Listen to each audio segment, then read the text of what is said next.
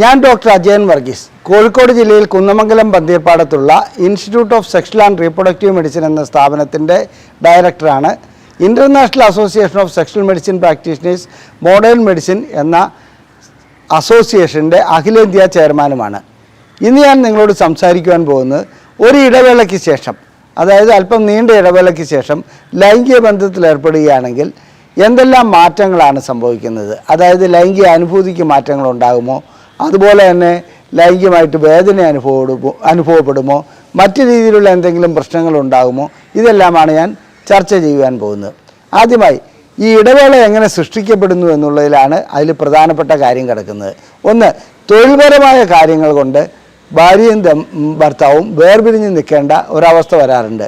ഉദാഹരണത്തിന് ഭർത്താവ് ഗൾഫിലോ അല്ലെങ്കിൽ മറ്റ് രാജ്യങ്ങളിലോ ജോലിക്ക് പോകുന്നു, ഭാര്യ നാട്ടിൽ തന്നെ ഉണ്ടാകുന്നു, അല്ലെങ്കിൽ ഭർത്താവ് ജോലിയുടെ ആവശ്യത്തിനായി മിലിറ്ററിയിലോ അല്ലെങ്കിൽ വേറെ ഏതെങ്കിലും രാജ്യത്തോ മറ്റ് സംസ്ഥാനങ്ങളിലോ ഉണ്ടാകുന്നു.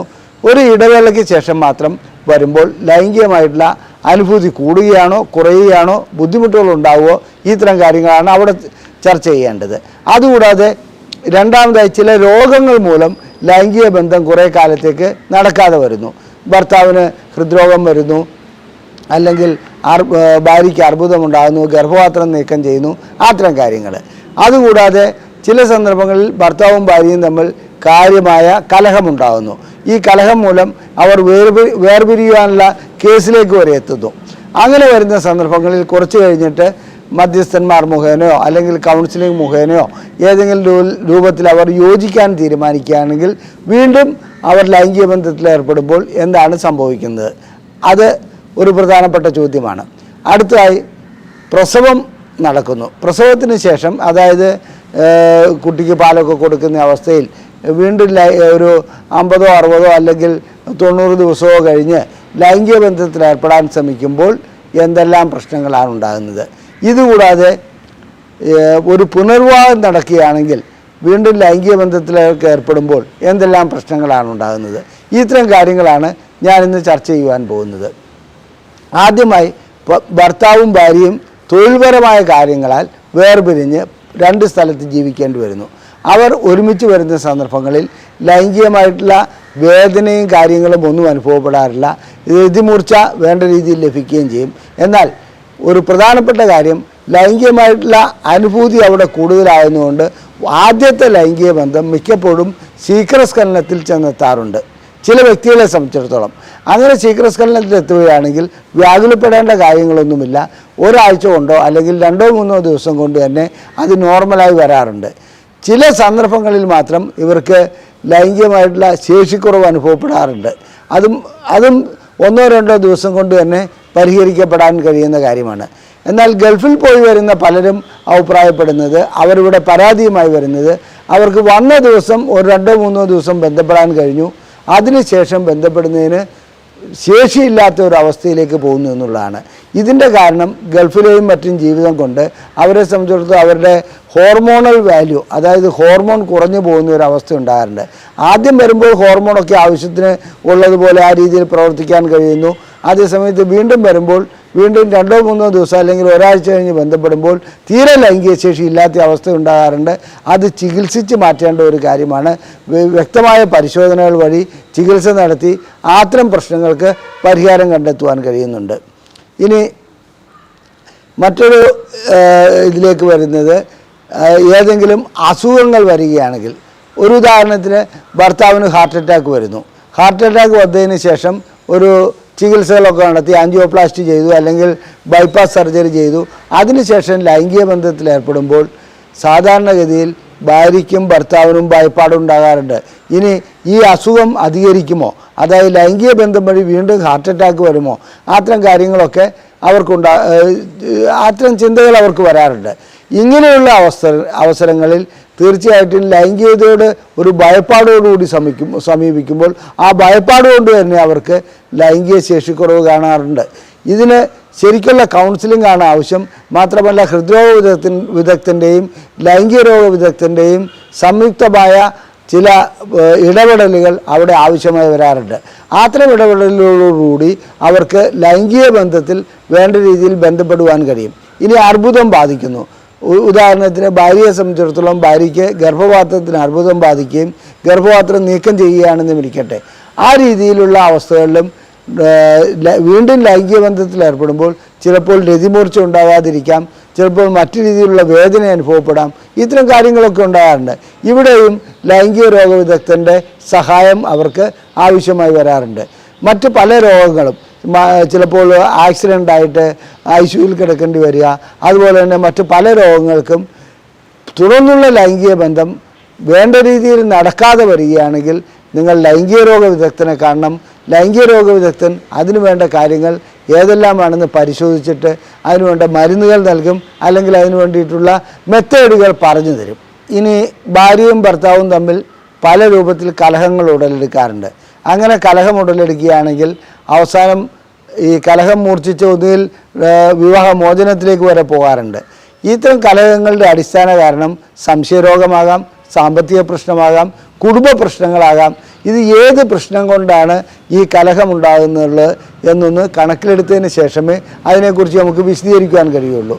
സംശയരോഗം ഉടലെടുത്തിട്ടുള്ള ഭാര്യയ്ക്ക് മറ്റ് സ്ത്രീയുമായി ബന്ധമുണ്ടോ, അല്ല പുരുഷനുമായി ബന്ധമുണ്ടോ, ഭർത്താവിന് മറ്റ് സ്ത്രീയുമായി ബന്ധമുണ്ടോ, ഇങ്ങനെയുള്ള സംശയങ്ങൾ ഉടലെടുത്തിട്ട് കലഹമുണ്ടാകുകയാണെങ്കിൽ അതിൻ്റെ വാസ്തവത്തെ ആശ്രയിച്ചിരിക്കും ഈ ലൈംഗിക ബന്ധത്തിൽ വീണ്ടും വളരെ കാലങ്ങൾക്ക് ശേഷം ബന്ധപ്പെടുമ്പോഴുള്ള അവസ്ഥ. എന്നിരുന്നാലും ഏച്ചു കെട്ടിയാൽ മുഴച്ചിരിക്കുമെന്ന് പറയുന്ന പോലെ ഈ കലഹമുണ്ടായതിൻ്റെ കാരണം അടിസ്ഥാനരഹിതമാണെങ്കിൽ വീണ്ടും വീണ്ടും ഈ പ്രശ്നങ്ങൾ ഉണ്ടാകാനുള്ള സാധ്യതയുണ്ട്. ശരിക്കുള്ള കൗൺസിലിംഗ് അവിടെ ആവശ്യമുണ്ട്. ആ കൗൺസിലിംഗ് വഴിക്ക് ഈ ദമ്പതികൾക്ക് ശരിയായിട്ടുള്ള ലൈംഗിക ബന്ധത്തിലേക്ക് തിരിച്ചു വരുവാൻ കഴിയുള്ളൂ. ചിലപ്പോൾ തെറ്റിദ്ധാരണകളുടെ പുറത്താണ് മിക്കപ്പോഴും ഇത്തരം കലഹങ്ങൾ ഉണ്ടാകുന്നത്. കുടുംബ പ്രശ്നങ്ങളും സാമ്പത്തിക പ്രശ്നങ്ങളും ഒക്കെ ആണെങ്കിൽ അതിൻ്റെ പരിഹാരം മറ്റൊരു രൂപത്തിലുള്ളതായിരിക്കും. അതുകൊണ്ട് ഇത്തരം കാര്യങ്ങൾക്ക് മരുന്നിനേക്കാൾ ഉപരി കൗൺസിലിങ്ങും അതുപോലെ തന്നെ സപ്പോർട്ടുമാണ് ആവശ്യമെന്നുള്ളത് ഇവിടെ സൂചിപ്പിച്ചുകൊള്ളട്ടെ. ഇനി ഇതുകൂടാതെ പ്രസവത്തിന് ശേഷം സാധാരണഗതിയിൽ ലൈംഗിക ബന്ധത്തിൽ ഏർപ്പെടുമ്പോൾ ഒരു 10 60 അല്ലെങ്കിൽ 90 ദിവസം കഴിഞ്ഞിട്ടാണ് ലൈംഗിക ബന്ധത്തിൽ ഏർപ്പെടുന്നതെന്നുണ്ടെങ്കിൽ ലൈംഗികതയോടുള്ള താല്പര്യം സ്ത്രീകൾക്ക് പ്രസവാനന്തരം കുറയുവാനുള്ള സാധ്യതയുണ്ട്. അതിൻ്റെ കാരണം മുലയൂട്ടുന്ന സ്ത്രീകളിൽ ഒരു പ്രത്യേക ഹോർമോൺ പുറപ്പെടുവിക്കുന്നുണ്ട്. പ്രൊലാക്റ്റിൻ എന്നാണ് അതിൻ്റെ പേര്. ഈ പ്രൊലാക്റ്റിൻ്റെ ഉൽപ്പാദനം തന്നെ കുട്ടിക്ക് മുല കൊടുക്കുവാൻ വേണ്ടിയാണ്. മുല കൊടുക്കുന്ന അവസ്ഥയിൽ ലൈംഗികമായിട്ടുള്ള ആഗ്രഹം കുറയാറുണ്ട്. അത് ഒരു പ്രകൃതിദത്തമായ ഒരു സംഭവമാണ്. അതുകൊണ്ട് അത്തരം സ്ത്രീകളെ സംബന്ധിച്ചിടത്തോളം ലൈംഗികമായിട്ടുള്ള ഉത്തേജനം കൂടുതലായി ആവശ്യമായി വരാറുണ്ട്. ചില സ്ത്രീകളെ സംബന്ധിച്ചിടത്തോളം പ്രൊലാക്റ്റിൻ എത്ര കൂടിയാലും ശരി ലൈംഗികമായിട്ടുള്ള തൃഷ്ണ നല്ല രീതിയിൽ ഉണ്ടാകാറുമുണ്ട്. അപ്പോൾ അത്തരം കാര്യങ്ങളിൽ അവർക്ക് ലൈംഗികമായിട്ടുള്ള താല്പര്യം കുറഞ്ഞു എന്നല്ല മനസ്സിലാകേണ്ടത്. അതൊരു ടെമ്പററി അല്ലെങ്കിൽ ഒരു താൽക്കാലികമായിട്ടുള്ള ഒരു ഇടപാട് മാത്രമാണ്. അതിനെക്കുറിച്ച് നമ്മൾ ഭയപ്പെടേണ്ട കാര്യമില്ല. വീണ്ടും നല്ല രീതിയിൽ ലൈംഗിക ബന്ധത്തിൽ ഏർപ്പെട്ട് കഴിഞ്ഞാൽ ലൈംഗിക അനുഭൂതി ലഭിക്കുന്നതിന് തടസ്സമൊന്നും സൃഷ്ടിക്കാറില്ല. പിന്നെ ചില പുരുഷന്മാർക്ക് ഒരു തെറ്റിദ്ധാരണ ഉണ്ടാകാറുണ്ട്. ഒരു പ്രസവം കഴിഞ്ഞാൽ വജേന വല്ലാതെ, അതായത് യോനി വല്ലാതെ ലൂസാകും, അതുപോലെ ലൈംഗിക ബന്ധത്തിൽ ഏർപ്പെടുമ്പോൾ പഴയ രീതിയിലുള്ള സുഖം ലഭിക്കുകയില്ല എന്നുള്ളതൊക്കെ. ഇതൊക്കെ അടിസ്ഥാനപരമായിട്ട് തെറ്റാണ്.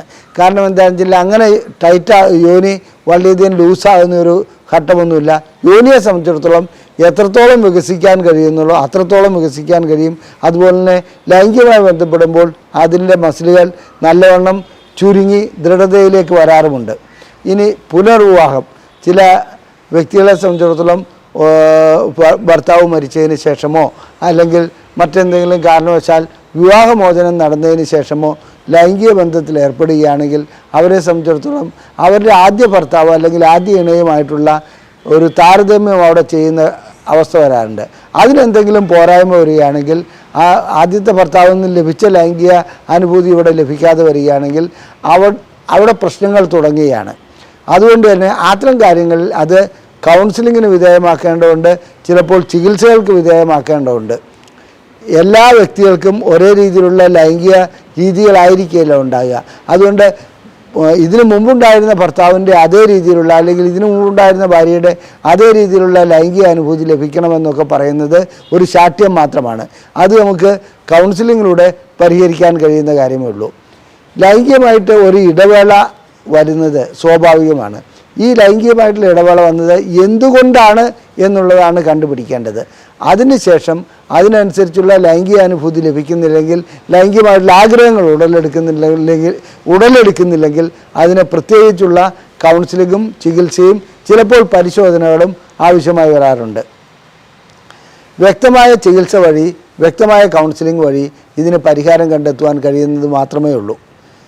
ലൈംഗികമായിട്ടുള്ള നിങ്ങളുടെ പ്രശ്നങ്ങൾക്ക് പരിഹാരം നൽകുന്ന ഒരു സ്ഥാപനമാണ് ISRM.